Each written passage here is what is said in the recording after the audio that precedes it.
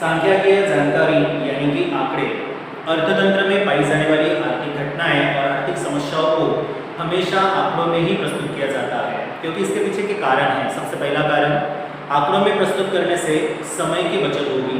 दूसरा, आंकड़ों में प्रस्तुत होने से उस समस्या का अध्ययन करना सरल होगा।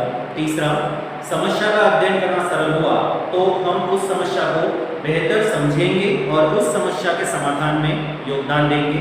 उस समस्या को घटाने के लिए कौन से उपाय सरकार को प्लस आम जनता को करने हैं, उसकी जानकारी भी हमें मिलेगी। और इसीलिए अर्थतंत्र में पाई जाने वाली प्रत्येक आर्थिक घटनाएं या प्रत्येक आर्थिक समस्याओं को सांख्यिकीय जानकारी में प्रस्तुत किया जाता है, यानी कि आंकड़ों के माध्यम से प्रस्तुत किया जाता है। उदाहरण के लिए दोस्तों, अभी 4 दिन पहले के अखबार में आया था कि हमारे देश की महंगाई की दर जो 3% जितनी थी वो बढ़कर 6% जितनी हुई, और होलसेल की महंगाई की दर जो 8% जितनी थी वो 12% जितनी हुई। तो इस आंकड़ों के माध्यम से ही हमें पता चला कि महंगाई की दर यानी कि इन्फ्लेशन की दर हमारे अर्थतंत्र में बढ़ती जा रही है। तो चलिए दोस्तों देखते हैं, अर्थतंत्र में सांख्यिकीय जानकारी यदि प्राप्त हो तो उसका क्या महत्व है, हम उस जानकारी के आधार पर क्या प्राप्त कर सकते हैं। तो सबसे पहला है सिद्धांतों के आधार में वृद्धि। अर्थतंत्र के कई सारे सिद्धांत होते हैं जिनको यदि हमें जांचना हो कि वो सिद्धांत सत्य है या नहीं, उसकी विश्वसनीयता की जांच करनी हो, दो चरों के मध्य का कार्य कारण का संबंध हमें बताना हो, जैसे कि अभी इसके पहले वाले वीडियो में हमने कीमत और पूर्ति का कार्य कारण का संबंध का उल्लेख किया था, उसकी विश्वसनीयता की जांच भी हमने आंकड़ों के आधार पर ही की थी। इसके अलावा दोस्तों व्यवहारिकता की जांच करनी हो तो हमें आंकड़ों का ही अध्ययन करना पड़ता है, यानी कि अर्थतंत्र में पाई जाने वाली जितनी भी घटनाएं या समस्याओं का अध्ययन यदि आप आंकड़ों के माध्यम से करते हैं तो व्यवहारिकता की जांच हो जाती है, दो चलों के कार्यकारण का संबंध हमें पता चल जाता है, विश्वसनीयता की जांच होती है और अर्थतंत्र में पाए जाने वाले आर्थिक सिद्धांतों का अध्ययन करना सरल हो जाता है। इसीलिए दोस्तों किसी भी आर्थिक समस्याओं का अध्ययन हमें सांख्यिकीय जानकारी के आधार पर ही यानी कि आंकड़ों के आधार पर ही करना चाहिए। चलिए महत्व का दूसरा पॉइंट है दशा और दिशा का रुझान जानने के लिए। दोस्तों अर्थतंत्र की दशा और दिशा ये दोनों शब्दों में फर्क है। अर्थतंत्र की दिशा किस दिशा की ओर जा रहा है, अर्थतंत्र अल्प विकसित है तो विकासशील होने की ओर जा रहा है या फिर विकसित होने की ओर जा रहा है, या अर्थतंत्र के जो क्षेत्र होते हैं खेती क्षेत्र यानी कि कृषि क्षेत्र, उद्योग क्षेत्र और सेवा क्षेत्र, इनका राष्ट्रीय आय में योगदान कितना था, अब कितना है, और उसी तरह से रोजगार में इनका योगदान कितना था और कितना है, ये सभी बातों को जांचने के लिए हमें आंकड़ों की ही सहायता लेनी पड़ती है। जैसे 1951 में हमारे देश में रोजगार प्राप्त होता था कृषि क्षेत्र में 72%, यानी कि 100 लोगों में से औसतन 72% लोग खेतों में कार्य करते थे, वही 10% लोग उद्योग में कार्य करते थे और बाकी बचे हुए 18% लोग वो सेवा क्षेत्र में कार्य करते थे। लेकिन आज प्रमाण इनका थोड़ा दोस्तों बदल गया।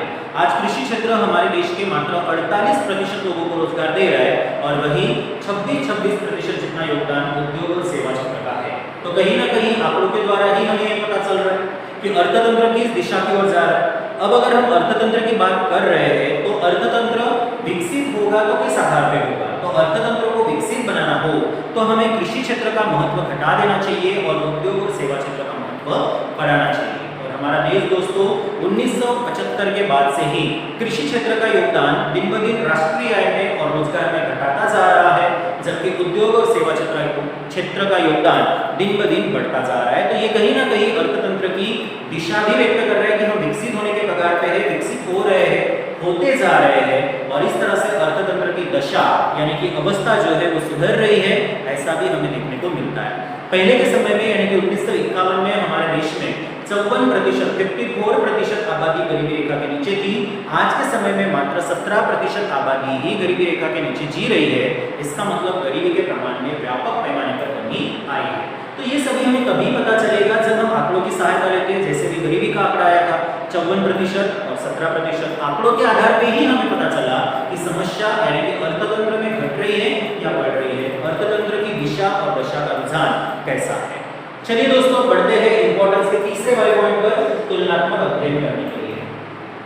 अलग अलग जगह की यानी कि स्थान और समय के आधार पर, आंकड़ों के जानकारी के आधार पर हम सरलता से तुलना कर सकते हैं। जैसे खेती क्षेत्र में हमारा देश उत्पादन में आगे है या फिर अमेरिका आगे है या फिर चीन आगे है, ये जानना हो तो हमें करने क्या पड़ेंगे, तो कृषि क्षेत्र के साथ जुड़ी हुई सांख्यिकीय जानकारी को इकट्ठा करना है। जब तक कृषि क्षेत्र के साथ जुड़ी हुई सांख्यिकीय जानकारी हमारे पास नहीं आएगी तब तक हम तुलना नहीं कर पाएंगे, और तुलना यदि नहीं करें तो हमें वो समस्या है या हम आगे बढ़ रहे हैं या हमारा देश और पीछे जा रहा है, ये हमें कभी भी पता नहीं चलेगा। जैसे छोटा सा उदाहरण, माना कि आप 10th क्लास पास होकर अब 11th में आए, तो 10वीं में कितने परसेंट लिए, 9वीं में जितने परसेंट लिए थे क्या उतने 10वीं में लिए, दोनों का कंपैरिजन हो जाए, और यदि 9th में परसेंटेज आपके ज्यादा दिखाई दे रहे हैं और 10 में कम, तो पता चल जाता है तुलना करने पर कि हम कहीं ना कहीं पढ़ाई में पीछे आ रहे हैं। वही अगर 9वीं में परसेंटेज कम है और 10वीं में उससे ज्यादा आए, तो इससे ये पता चल जाता है तुलना करने के बाद कि हम 9वीं की तुलना में 10वीं में अध्ययन अच्छा किए, इसलिए हमारे नंबर आगे आए, यानी कि हम आगे बढ़ते जा रहे हैं। तो इसी तरह से दोस्तों अर्थतंत्र में पाई जाने वाली आर्थिक समस्याओं का तुलना करना बहुत जरूरी है, क्योंकि जब तक हम तुलना नहीं करेंगे तब तक किसी दूसरे देश की तुलना में हम आगे हैं या पीछे हैं वो पता नहीं चलेगा। अमेरिका को क्यों सुपर पावर कहते हैं, इसके पीछे का रीजन क्या है, क्योंकि अमेरिका किसी ना किसी बातों में हमसे आगे है। हो सकता है उनके पास हमारी तुलना में रुपया बहुत ज्यादा हो, तो उनके पास ज्यादा है हमारे पास कम। जब ये हमें जानकारी मिली तो और तुलनात्मक अध्ययन किया तभी हमें पता चला कि अमेरिका हमसे आगे है। तो उसी तरह से अर्थतंत्र की घटनाएं, अर्थतंत्र की जो समस्याएं होती है, उन समस्याओं का समय और स्थान के आधार पर तुलनात्मक अध्ययन करने के लिए भी आंकड़े ही मदद करते हैं। आंकड़ों के आधार पर ही हम तुलनात्मक अध्ययन कर सकते हैं। मित्रों, हमारा चौथा वाला पॉइंट है संक्षिप्त प्रस्तुति के लिए। अर्थतंत्र में हर एक बातों को चाहे तो हम बहुत ही वर्णनात्मक स्वरूप में भी प्रस्तुत कर सकते हैं, और यदि चाहे तो हम उसे संक्षिप्त स्वरूप में भी प्रस्तुत कर सकते हैं। संक्षिप्त स्वरूप में प्रस्तुत करने से सबसे पहला फायदा, सचोट जानकारी मिलेगी, जो भी जानकारी होगी वो एक्यूरेट होगी।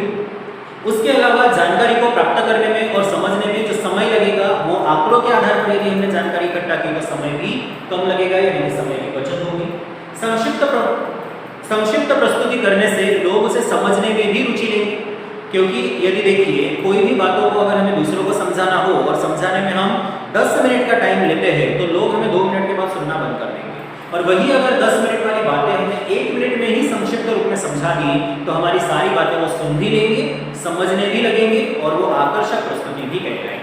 और इसी तरह से दोस्तों अर्थतंत्र की जो समस्याएं होती है या घटनाएं होती है, उन घटनाओं को यदि हम सांख्यिकीय जानकारी के माध्यम से प्रस्तुत करते हैं तो संक्षिप्त प्रस्तुति होती है, सटीक जानकारी मिलती है, सटीक सॉल्यूशन मिलता है, लोग उसे समझने में रुचि दर्शाते हैं, जानकारी को समझने में लगने वाला समय और खर्च की बचत भी होती है।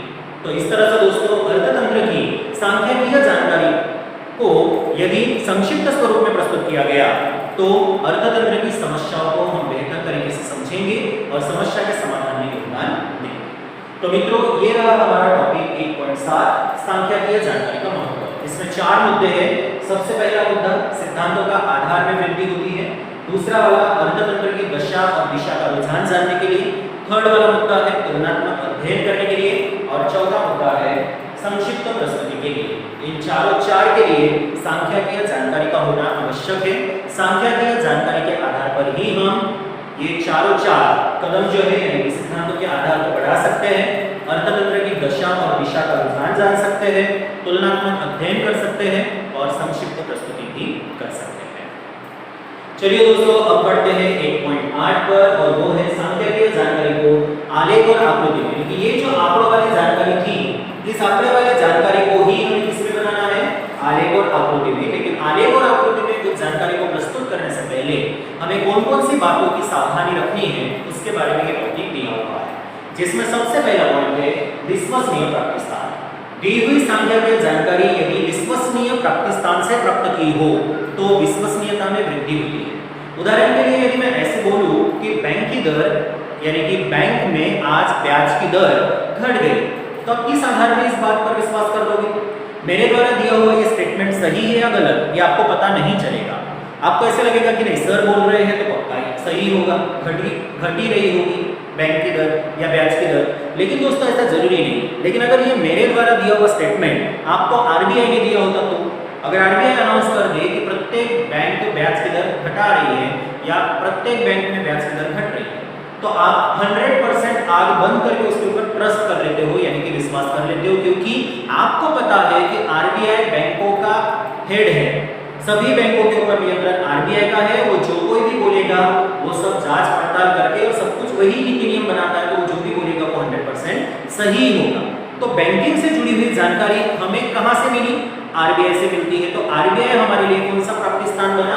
विश्वसनीय प्राप्ति स्थान। अर्थतंत्र की जो सांख्यिकीय जानकारी होती है, जनसंख्या का प्रमाण कितना है कितना नहीं, अभी कोविड चल रहा है तो कोविड में कितने लोगों ने टीके लगवाए, वैक्सीन लगाई, कितने लोगों का बाकी है, कितने लोग कहां पे डेथ कर रहे हैं, कहां पे रिकवर हो रहे हैं। इसके अलावा अर्थतंत्र में बेरोजगारी का प्रमाण कितना है, कौन से प्रदेश में कहां पे क्या है, गरीबी का प्रमाण कितना है, भ्रष्टाचार कहां पे हो रहा है, महंगाई कहां पे बढ़ रही है, महंगाई की दर कहां पे, कौन से स्टेट में कितनी है, कौन से स्टेट में ज्यादा है, गरीबी का प्रमाण कहां ज्यादा है कहां कम है, ये सारी बातें हमें विश्वसनीय प्राप्ति स्थान से मिलती हैं। और विश्वसनीय प्राप्ति स्थान के कई सारे उदाहरण हैं, जैसे लोगों के स्वास्थ्य के बारे में जानकारी लेनी है तो आप वर्ल्ड हेल्थ ऑर्गेनाइजेशन से ले सकते हो। इसके अलावा दोस्तों व्यापार के बारे में जानकारी लेनी है तो वर्ल्ड ट्रेड ऑर्गेनाइजेशन WTO जिसे बोलते हैं उसकी जानकारी ले सकते हो। इसके अलावा वर्ल्ड बैंक से भी हम बैंकिंग सिस्टम की जानकारी ले सकते हैं। CSO, NSSO ये हमारे देश में जो भी सर्वे होता है उसकी जानकारी देता है। सेंसस ऑफ इंडिया ये हमारे देश की जनसंख्या की जानकारी देता है। बेरोजगारी के अध्ययन के लिए भगवती समिति है। इसके अलावा वेंकटरमन समिति है, राजकृष्ण समिति है, ये सारी समितियां बेरोजगारी का अध्ययन करती है, उनसे जुड़े हुए आंकड़े हमें बताती हैं। तो ये सभी विश्वसनीय प्राप्ति स्थान है। यदि इन स्थानों का उल्लेख किया गया हो तो वो जानकारी 100% एक्यूरेट होती है, करेक्ट होती है, उस पर फिर भी कोई भी डाउट करने जैसा नहीं होता।